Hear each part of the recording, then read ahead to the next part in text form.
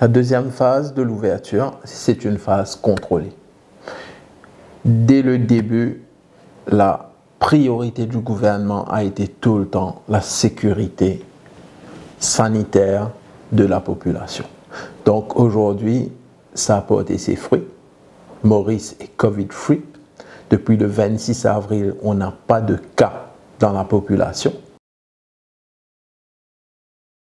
Lors de la deuxième phase d'ouverture qui est contrôlée, ça nous permettra d'avoir bien sûr tout le diaspora mauricien qui vont venir à Maurice, donc au préalable séjourner dans des centres de quarantaine, c'est-à-dire des hôtels qui sont désignés, et pour ensuite aller à la famille. Nous aurons aussi des détenteurs des occupation permits, des resident permits. Eux aussi, ils peuvent séjourner dans ces hôtels et ensuite aller dans leur résidence. Et finalement, nous avons aussi des long stay tourists, donc ces touristes qui vont séjourner dans des hôtels pendant 14 jours pour ensuite, au bout de leur quatorzaine, bouger dans des résidences privées ou dans des hôtels. Le client, le passager, doit impérativement réserver son billet d'avion. Aussitôt sa confirmation de billet d'avion, il est dirigé sur une plateforme de l'Office du tourisme, donc où est listé les hôtels. Il faut aussi bien préciser que sur chaque vol, vous avez un hôtel.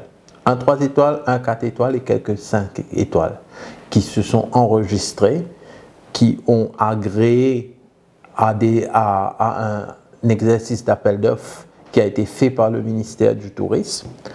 Donc, le client réserve son billet d'avion, réserve son hébergement, fait son test PCR au préalable, arrivé à l'aéroport. Avant d'embarquer, il doit produire tous ses documents. Ensuite, il atterrit à Maurice. Lors de l'atterrissage, donc, il est soumis à un deuxième test qui se fait à l'aéroport. Ensuite, il est dirigé dans son hôtel. Et là, c'est un séjour de 14 nuits strictement en chambre.